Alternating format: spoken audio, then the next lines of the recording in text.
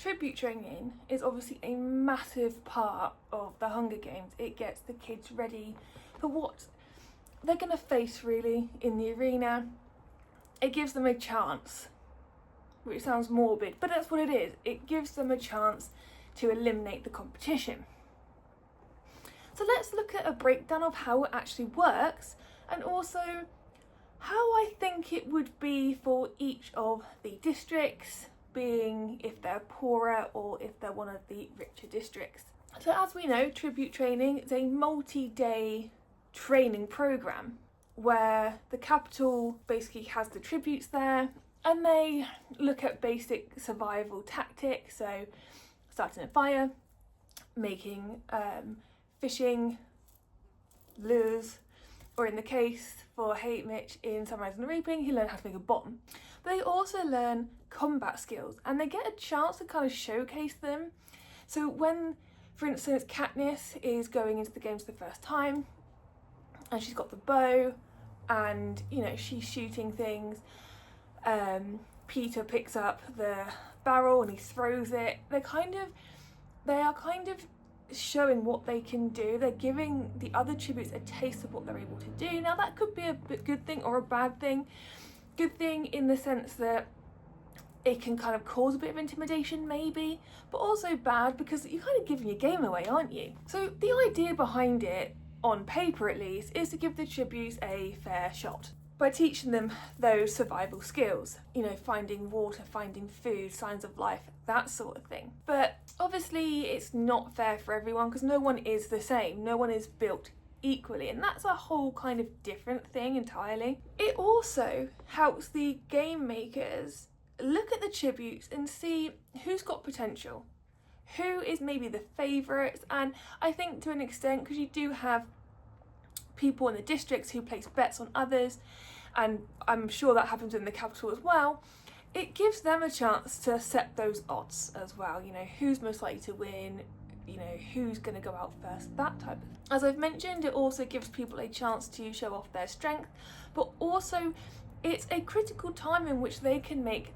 alliances. So we find out that Katniss does that as well in the 75th Hunger Games. She wants Mags, she says certain people that she wants to be associated with as opposed to careers. She sees strength in Mags, Wiress, Beatty that others aren't seeing. And again, if you've read Sunrise on the Reaping, you'll know that's kind of how it all divides. You've got the careers and the newcomers as well. So this whole kind of idea of tribute alliances, it's not new, it's definitely been going on for a while. So the type of skills that are taught, tributes are able to select different stations to have combat skills. These are sword fighting, archery and hand-to-hand combat. Survival skills, so shelter building, foraging, knot tying, camouflage, and you have stealth and strategy. So that's how to move quietly, avoid traps, or even how to set them as well. So let's look at how Katniss and Peter decided to do with their strategy. So Katniss definitely focused on staying low. So she'll skill with the bow, but she didn't show that at first. She kept that for the private session. I know that in the second time she went in, that's when she demonstrated what she could do. That was when she was a bit more open. But yeah, she made it a lot more low-key. She kind of kept herself to herself a little bit more. I know that's when she first saw Rue in the first time she went into the Hunger Games. And I think she was sussing people out. I think she was just observing. Now, it doesn't say that anywhere, this is just my opinion, so let me know if you think I'm wrong, if you think differently. But I do think that she was just observing. Peter, however, he used charm and physical strength, but he did downplay it quite early on, and he was surprisingly strategic. But we also know he was artistic. Now, he didn't really show his artistic skills that much. He obviously did for the second Hunger Games, again, his private session, he painted Rue on the floor, and we know that he used them within the arena. But in the private sessions, he kind of kept that to himself, and I think that was really smart. You don't really want to give everything away that you can do.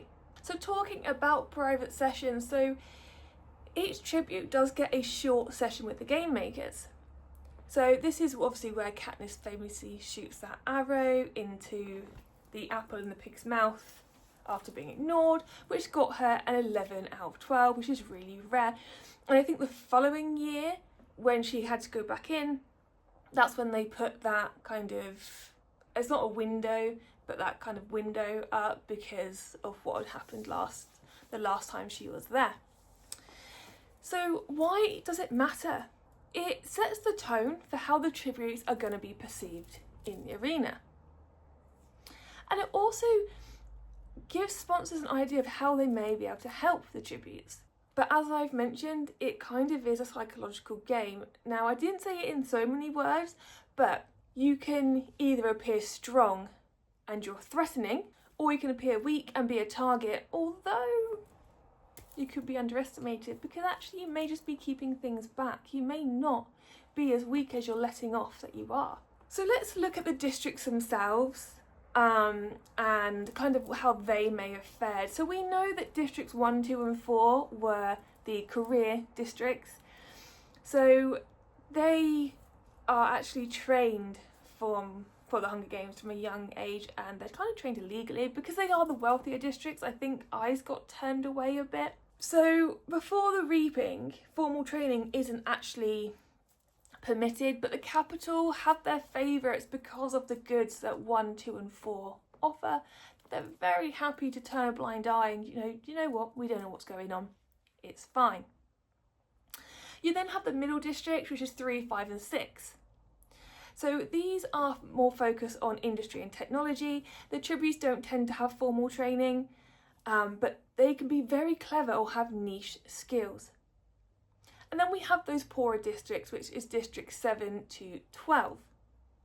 So these tributes are rarely trained.